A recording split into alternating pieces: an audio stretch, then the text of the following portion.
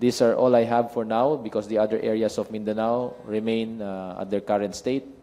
Existence of checkpoints will be still employed and enforced to ensure that no armed elements will be able to penetrate or get to the main battle areas of Central Mindanao, particularly Marawi. That is all, sir. Thank you. MPC questions? Marisa Lalili, TV5. Hi, sir. Good morning. Hello.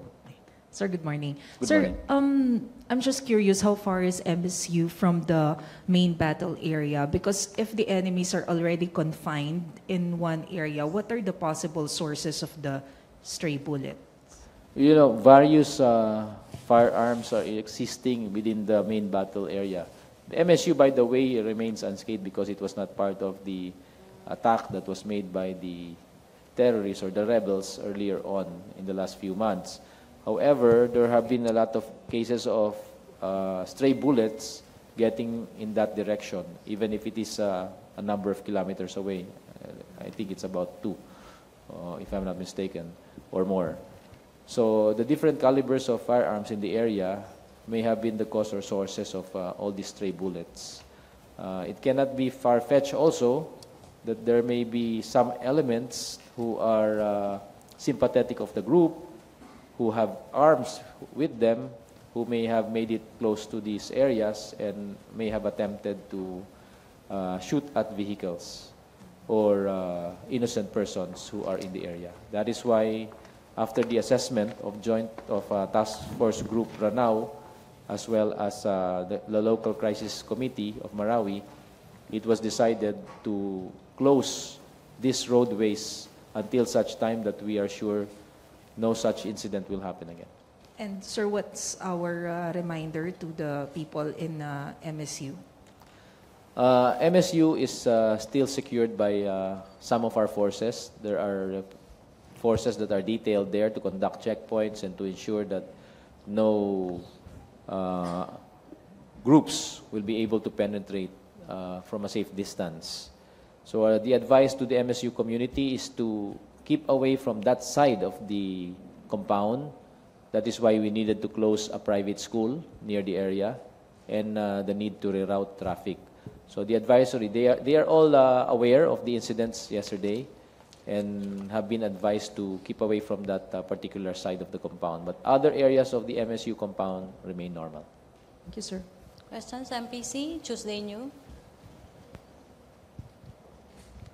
Sir, clarification lang. Kanina sabi niyo si Omar na lang ang natitira sa mga Maute brothers, the others are dead already.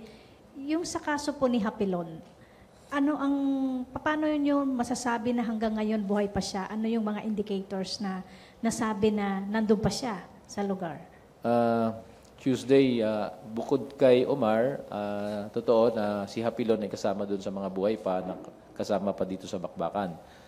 May mga nakuha kaming salaysay sa mga nanggaling sa loob ng mga hostages na nakatakas ng mga nakaraang linggo na nagpapatibay na siya ay naroroon pa. Bagamat may mga lumalabas na mga bali-balita na siya daw ay nakita o maaaring nakatakas na at nasa labas na ng Marawi. Pero hindi po totoo yan. Kasi pag oras na ginawa po niyan, tinalikuran niya po yung mga kasamahan niya na nasa loob ng Marawi na patuloy pa nakikipagbakan at magiging sampal po sa kanya yan at hindi na po siya kikilalaning isa sa mga leader ng grupo. So malayo pong mangyayari. Kaya naniniwala po kami na nariyan pa rin kasama po yung mga kasamahan niya. Madami na pong mga sugatan sa kanila at hindi namin alam kung mga pumanaw na ito. Pero karamihan po dyan ay nagsusumikap na protektahan po itong dalawang leader na ito. Kaya nagiging maigting at mapusok ang mga naging labanan nitong mga nakaraang araw. Kasi habang tayo po'y palapit na palapit sa mga lugar na kinaroroonan nila, sisikapin po na nila italagang ipagtanggol itong mga leader nila. Dahil isa pa, ang nagtumatayong parang emir nila dyan ay itong si Hapilon. Yes, sir. Sa tansya po ng ating mga sundalo sa ground, ilan pa po ba sila doon sa loob ng Marawi? Unang-una, talagang sa paulit-ulit na binapaliwanag, hindi po talaga natin batid yung eksaktong bilang.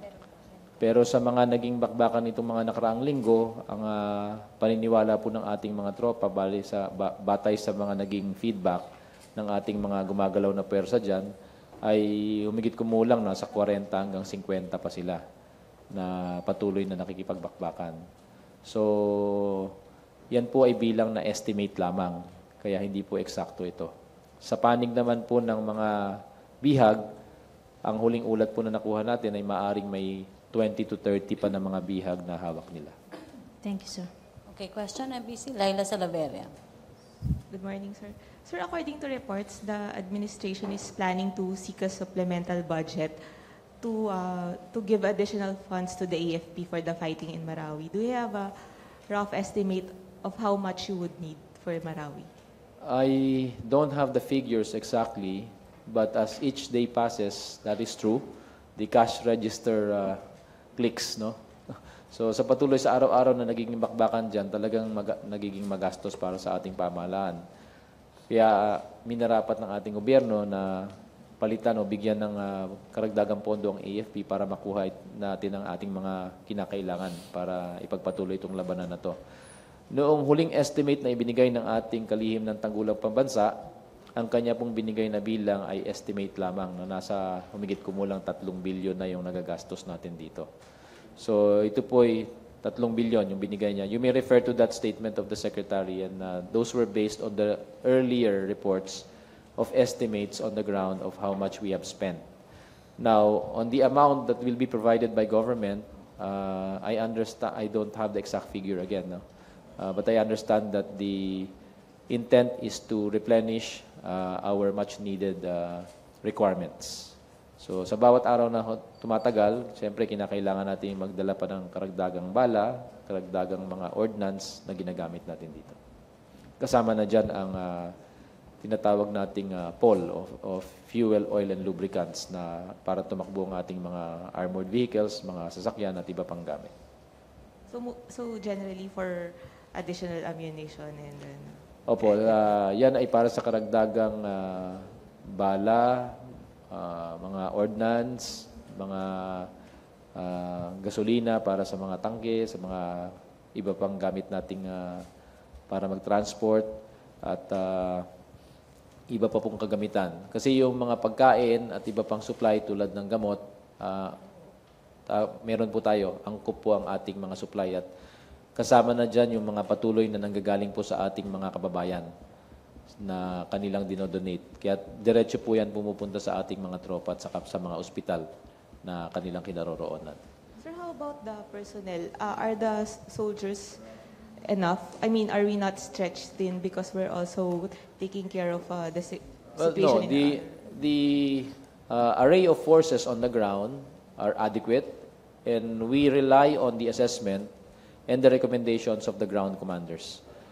The ground commander that is directly involved in this fight at the moment is our forces from many of our task groups.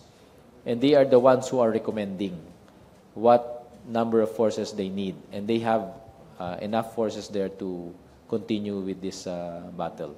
Kung meron man silang pangangailangan, ipinagbibigay alam po nila yan sa ating hepe, kay Chief of Staff, through General Galvez, ang kanilang commander dyan. At yan po ay kaagarang binibigyan po ng lunas. Pero sa kasalukuyan, hindi pa po na kinakailangan dahil angkop pa po yung mga puwersa. Thank you. Okay. Dexter?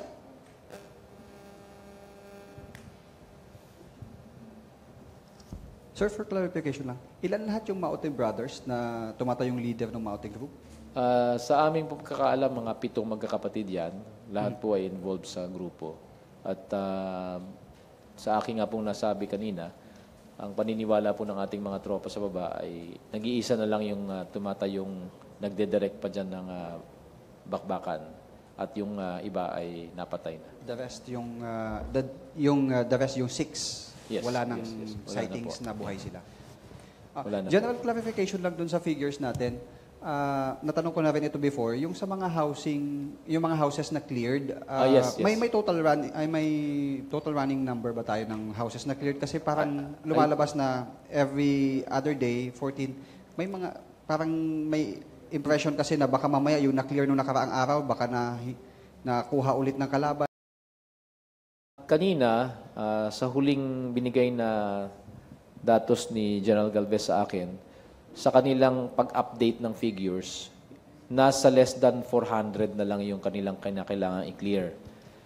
Kung pag sinabi nating buildings to be cleared, no, sama-sama na dyan ang malalaking gusali, multi-story buildings, kasama na rin dyan ang maliliit na mga gusali, maaring bungalow na bahay, two-story na bahay, at mga iba pang installation na nakatayo pa rin dun sa loob. So, it is not a particular description of the kind of installation or facility or building. So, when we say buildings, it pertains to both one-story facilities or houses and commercial type buildings that are existing in the area. Yung lugar na kinaroroonan ng kalaban sa kasalukuyan, nandyan po yung natitirang pinakamatibay ng mga gusali. Yung mataas na building na kanilang patuloy na ginagamit noon. Meron pa siya isang lugar dyan na 4-story building, kung hindi ako nagkakamali, nariyan pa rin po yan sa loob. So yun pa yung mga bahagi ng mga gusali na kailangan pang i-clear. At nung mga nakaraang linggo, sa pag-advance natin, mabilis po nating pinapasok kasing lugar. Ang nagki-clear ng mga iniiwanang building ay yung mga sumusunod na tinatawag nating follow-on forces. So sila po ang naatasan na mag-clear. Kasama na po dyan yung mga eksperto sa mga bomba na maghahanap po ng mga IED, mga hindi pumutok na mga ordnance at iba pa po mga bagay na makikita nila na maaaring makasakit sa ating mga kasamahan at sa mga sibilyan. So those are the things that they do on a continuing basis. And recently, I heard that pagkatapos ng isang pasada, pinapasadahan pa po ng isang beses para lang makasigurado. At pag nakuha na, ito po'y binabantayan na ng mga rear forces para hindi po mabalikan ng kalaban. If I remember it right, nung mga naunang buwan ng briefing, more than 2,000 houses ang kailangan i-clear. So, ibig sabihin na more than 1,000 na cleared. Tama po. So, dun sa mga nauna pong mga figures, mahigit po sa 2,000 itong mga buildings na to. And we've been progressing so fast I think on the second month, we were able to clear 48, 50 houses expeditiously. Pero ngayon, dahil malapitan ng labanan at maingat tayo na pumapasok, ang nakiklear na lang natin ay 7, o wala pang 10 kung minsan, pero kahapon mabilis po tayo nakapag-clear ng mahigit sa 10. So maayos naman po natin na ito patutupad dito. Ang kahirapan dito kasi kailangan maintindihan nyo, no? Pagpasok mo sa isang gusali, hindi mo ganap na masasabing cleared na yan dahil madaming kwarto, madaming lagusan. At karamihan po ng kanilang pinagpupugaran ay mga gusali na may mga foundation, may mga basement. At yung inyong naririnig kung merong bang tunnel sa ilalim nitong mga gusali o mga building na to, totoo po yun. There are some buildings and some facilities that have tunnels, which becomes a network or a labyrinth of sorts that they use for escaping, for hiding, for surviving through the bombing runs that are being conducted. Kaya kung nagtatanong po karamihan, bakit matibay po sila, patuloy pa silang nabubuhay, binomba na po at halos sira na po yung buong Marawi. Kasi po, malalim po yung mga pundasyon ng mga bahay dyan at may mga paghahanda po dyan na may mga bomb shelters. So, pag mientras may narinig silang eroplano, takbuhan na po yan para mga daga, magtatago po sa mga sulok-sulok ng ilalim ng mga bahay na usali na to. Sir, last na lang sa aking part. May nabanggit kasi si Pangulo nung nakaraan, nung pumunta siya sa TESDAT, or before pa, bago siya pumunta doon, last week or the other week, na ipapadala yung mga bomb experts from Davao. Dumating ba sila sa Marawi, sir? Ito yung yung sa mga may IEDs. mga karagdagan pong tinatawag nating EOD experts na tumutulong sa atin. May mga puwersa na po kasi tayo dyan na mga galing po sa EOD units natin. EOD stands for Explosive Ordnance and Detonation. Okay? So sila po yung maghahanap ng mga hindi pumutok na bomba, naghahanap ng mga patibong na mga IED, at sila po ang mag-defuse o magdi-disarm. Kung hindi nila magawa yan, papasabugin nila yan dun sa lugar. So may mga eksperto po tayo sa military, may mga eksperto po tayo sa pulis. So ang dumagdag pong mga puwersa galing po sa mga pulis. Nagdagdag po ang kapulisan para tumulong. Pero hindi naman po natin pwedeng hatakin lahat ng mga pulis sa iba't ibang lugar dahil kinakailangan din sila sa mga lugar na yan. Okay, thank you, Dexter. Last 2 questions, Tuesday, then Pia. General Padilla. Sir, kahapon lumabas yung ulat na allegedly may tangkang seeking for a negotiation itong si dating Marawi City Mayor Omar Solitario. Yung text message po niya kay Secretary Dureza, kailan po yun na-receive? Is this the reason po kung bakit kinancel yung unang pinagbigyan sana na temporary pass? Unang-una po, nais kong ipabatid sa lahat na itong si Solitario ay dapat hindi tinatratong seryoso. Kasi ito po'y supporter, matagal na ng mga bandido dyan sa loob ng Marawi. At dapat nga po ituloy yung pag-aresto sa kanya dahil isa po siya sa mga nag-instigate ng mga nangyayari ngayon dyan. So, the Chief of Staff, in fact, conveys this message. And just give me a second just to get this statement.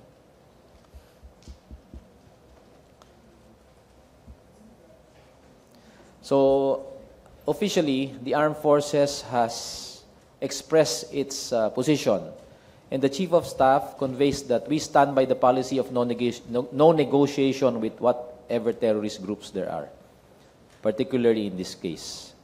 So, whatever this guy is saying is not true. That's what the Chief of Staff said. And he said, malapit na po nating matapos ang crisis doon and we will neutralize all remaining armed members of this Maute group inside Marawi. Any negotiation will just prolong the conflict and resurrect these enemies, which is the same case that has happened in previous incidents. Huwag na tayong magpaloko dito sa taong ito na si Solitario kasi ang ginagawa niya lang ay gusto niyang isalba yung kanyang sariling leeg. Or he wants to save his neck. And he's looking for ways to provide himself the ability to escape liabilities for the crimes that he has committed. So he's trying to play it up. How could he say that the Maute ISIS group is not the problem? Sinasabi niya kasi hindi yun ang problema eh. That would be an insult to the armed forces and our heroes. There are 145 lives who have been sacrificed, who have given their all. And a lot of our wounded who remain in the hospital. This is only on the part of the armed forces. Isa pa dyan, we must hold him accountable also for the lives of the civilians who have been lost in the area. So let us not allow ourselves to be duped. Give your armed forces and your police the chance to finish the problem there. Because this is like a cancer cell. Para po itong cancer. Kung hindi po natin makuha ang kaisa-isang natitirang elemento dyan, parang cancer po ito na maaring mabuhay at magpatuloy. Kaya kinakailangan, parang sa pagtrato ng cancer, bawat cell na naiiwan dyan ay kailangan mabigyan natin ng lunas. Kaya hindi po tayo bibitaw dito. Tatapusin po natin ito sa tamang paraan. Thank you, sir. Okay, last question, Pia Gutierrez. Hi, sir. Sir, clear ko lang po, yung supplemental budget that we are expecting from government, is that to specifically fund the requirements for Marawi? Yes, greatly in part because we have been provided a budget for the year for our regular and normal operations. But Marawi is like a crisis that has come out that will be provided for by our contingencies. And in order to prepare for any other contingencies, we need to replenish our funds. So we went beyond our contingencies already. So we need to replenish them and keep our stocks of much-needed armaments, ammunition, equipment maintenance items, so that in the event of any crisis, we will still be able to sustain whatever requirements we need. Sir, tanong ko lang magkano po yung supplemental budget and how long would that budget fund the requirements of the AFP for Marawi in the event na tumagal pa po itong krisis na ito? Yung immediate requirements po kasi yung pampalit lang dun sa nagastos para makabili po tayo at makakuha tayo. Dahil alam niyo, yung proseso ng procurement sa atin matagal eh. Kaya mabuti na may mga aliado tayong bansa na tumutulong na nagbibigay po sa atin ng kinakailangan natin, pero hindi po dumadaan sa matagal na proseso na yun dahil may mga kasunduan tayo. It's like a government-to-government arrangement that allows us to get much-needed requirements but in a very, very short period of time, which is allowable under our laws and in their laws. Ngayon, yung sa amount, hindi ko batid kasi nag-a-adjust po eh. Nagbigay po ng amount. Ang huli po naming nalaman, mahigit 1 billion yung unang hiningi para po mapunuan yung nawala na sa atin ng mga naubos ng kagamitan. At may kasunod pa yon na hindi ko po batid yung alam na halaga. Kukunin ko po yan at bibigay ko sa inyo. Pero just to be clear, sir, yung 3 bilyon na nagastos na natin, contingency fund po yun ng AFP? Combined. MOE, contingency fund, at saka yung regular budgets natin. Sir, last na lang, what about yung funding for our other operations? Kumusta naman, sir? Patuloy pa naman kasi hindi naman natin ginagalaw yung mga normal na operasyon sa ibang lugar. Guarding our territorial areas, our sovereignty. We have forces deployed in the West Philippine Sea.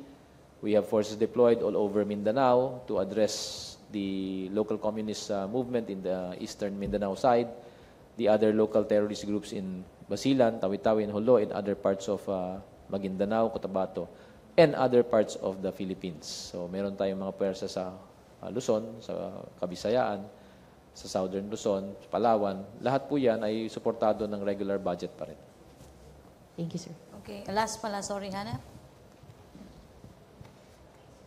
Reported po, may na-report po yesterday, sir, na nahuli na Singaporean national na nais pumunta ng Marawi para lumesbak, tumulong dun sa ISIS, sa Marawi crisis. Meron po, alam mong efforts na ginagawa natin, sir? May mga, baka hindi natin alam, nakakalusot po sa immigration, ng mga foreign fighters po. May mga reports po ba tayong natatanggap na ganun, sir? And ano po yung ginagawa nating hakbang na yung sinabi niyo before na palakasin yung Bureau of Immigration? Ano na po nangyari dun, sir? I think we have provided our inputs for the strengthening of some of our laws at saka yung borders natin. So kasama sa border strengthening natin, dapat palakasin natin yung mga Bureau of Immigration post. Yung regular na normal na pasukan na kung saan pinoproseso yung pagpasok ng mga banyaga at ng mga iba nating mga kababayan. We've voiced out our concerns and it has reached the BID for one, also the DILG for some, and this interagency effort is continuing. But there are some that needs to be coursed through some legislation, amendment of some laws and the like. And the Department of National Defense has communicated with all these agencies, other departments, to effect this. So, madami kasi yun kaya hindi po natin malam. So, may kanya-kanyang effort po sa BID, may kanya-kanyang effort po sa local government at saka sa iba pang mga agencies. Pero wala po tayong natatanggap po na ulat, sir, na may mga foreign fighters na nakakarating pa po ng Marawi para tumulong? Wala naman. We get information, but we need to validate them. And per validation, we are not aware of any successful entry of foreigners in the area. But katulad nga ng sabi ni General Anyo noong 2 weeks ago, ang ating populisiya ngayon na pinatutupad ng ating mga tropa dyan ay no way in, no way out. So talagang matindi ang pagbabantay. Okay, thank you, Hannah. Thank you, Brigadier General Restituto Maraming Padilla. salamat. Presidential Spokesperson Ernesto Abella. A bit of good news on the rescue of the 2 Indonesian hostages.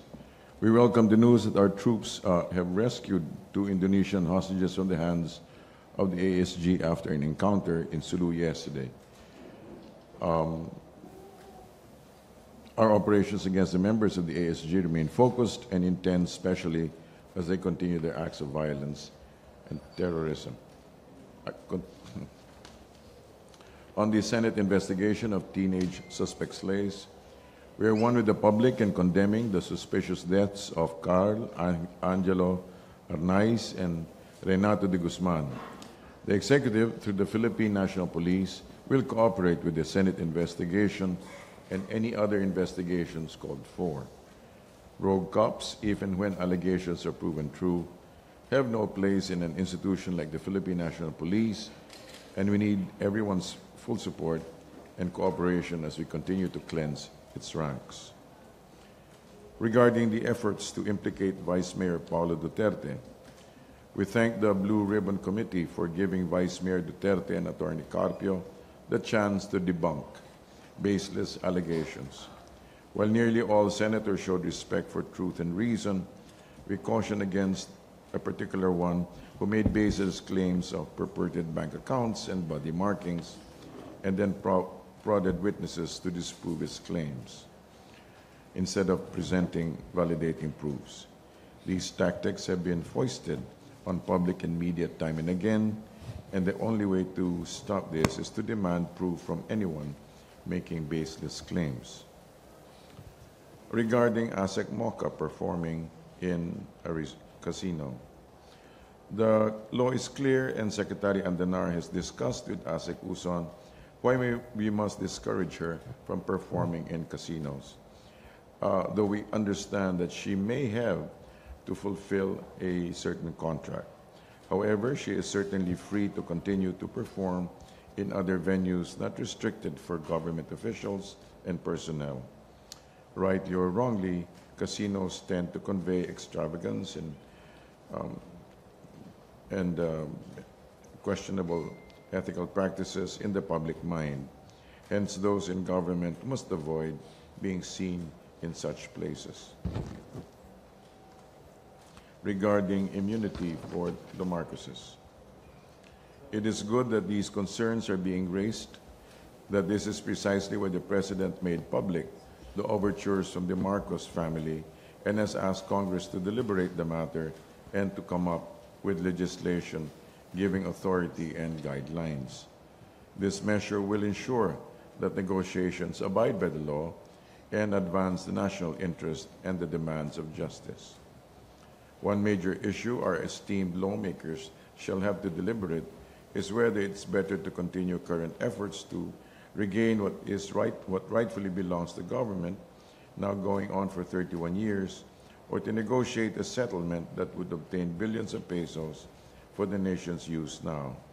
The President has apparently left that decision to our legislators, and the government will proceed only after Congress enacts a measure authorizing negotiations and setting parameters on the conduct of peace, on the conduct of talks, and the eventual disposition of recovered assets. Regarding Makabayan, bolting the coalition, we do hope the Makabayan bloc will stay with the administration and the House majority. However, if they do decide to go, we wish them well, and we hope that they will remain open to working together with others on issues of shared interest. End of statement. Laila Salaveria. Good morning, sir. Yes, Sir, has the President received an invitation to the commemoration of the 100th birthday of Ferdinand Marcos at Libingan ng mga Bayani? If you're asking whether he received an invitation, I'm not aware of that. However, he will be in Davao On Monday? on Monday, as far as I know, So he's not expected to show up? unless he bilocates. Thank you. MPC questions? Hannah Sancho. Sir, just to clarify. Yes, ma'am. Sino po si particular one? You don't need to clarify anything. Pero sir, yung regarding po dun sa Marcos, sakaling pong i-invite po, possible po na pumunta si Pangulo sa Monday po. Or para, kasi yung issue din dun sa negotiation, mas maganda na hindi na lang pumunta yung Pangulo. I cannot speculate on your question. However, as far as I know, he will not be in Manila. Okay, JP? Sir, the Commission on Elections announced the filing of candidacies for barangay elections starting today. Sir, can we just get a clear position of the palace in case on the filing of elections? As of this- filing of candidacy of election. Regarding the what? Filing of candidacies. Filing what? We will have to clarify that with the office of the President. We will get back to you. Then, sir, on Trillanes lang. Sir, there was an issue yung nang sa tattoo. Sir, could the Vice Mayor could have easily debunked the allegations by Senator Trillanes by possibly showing his back tattoo? All we can say is he chose not to expose his body, right? Thank you, sir. Okay, last question, Dexter, to be followed by Pia. Ernesto. Hi, Yusek. Good afternoon. Yusek, alam naman natin si Pangulo minsan madalas pag gumagawa ng desisyon ay hinihingi yung opinion o rekomendasyon ng kanyang mga opisyal. Kung kayo po ay matatanong, would you recommend kung pupunta siya dadalo sa commemoration ng birthday ni dating Pangulong Marcos? Wala po siya natatanong sa akin. Kung sakali, sir, na Saka na po. opinion. Saka What na would po. be your Me? recommendation? Well, I would always go by, being the spokesperson, I would always go by his decision. Okay, thank you, Dex. Jerez, and then Lanesca.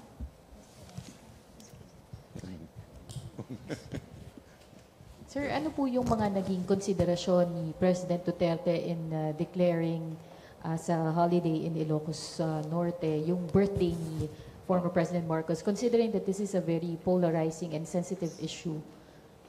As far as I know, this is a one-off event in consideration that this is centennial. It's the 100th birthday, so it's a one-off, just a one-off permission. Okay, thank you. Last, Lanesca. Sir, good morning po. Yes, ma'am. About the teenage slays Opo. recently, the President said that 2 killings don't make a policy. I think he said one. Don't make No, okay, two he killings, said yeah, to Kian and Carl with the discovery of the remains of De Guzman and other Yes, ma'am. teenagers being found dead in other parts of the country. How would the palace describe our current situation? Is this a crisis? Is this do we blame the rogue cops? How do we, if this is not a policy, how do we describe it? It needs to be investigated to actually determine what seems to be behind these events. It needs to be investigated. Of course, it's of deep concern. Like we said earlier, any death, any violent, even just one single violent death is a call for concern, especially with the younger ones. As we all know, the President is very concerned and deeply protective of the next generation. So, sir, is this a crisis in the PNP or? I don't know if you Not. call it a crisis, but of course it's a deep concern. If you consider crisis, it's something like pestilence. These are huge droughts. Those are crises. But this is of growing concern. Okay, thank you. Thank you, Presidential Thank you, sir. Spokesperson. Meron ba? May question Yes, ka ma'am. pa? O sige, last. Kay Hannah. Sir, patanong po, sir. Ano pong pwedeng mensahe ng palasyo dun sa mga magulang po na may mga anak na 14 years old or mga menor de edad na natatakot po dahil dun sa ilang mga kabataan na biglang nawawala at nababalitaan na lang nilang tinapon sa ilog o nasa funeral parlor. Number 1, ito yung ipinangako ni Pangulong Duterte nung panahon ng kampanya that ay yung mga minor de edad, they can walk sa streets na very safe. So ano pong mensahe ng palasyo sa kanila? Masabi po siguro natin is that as far as we can, we try to maintain more solid family relationships, to be more careful, in terms of the children's activities, and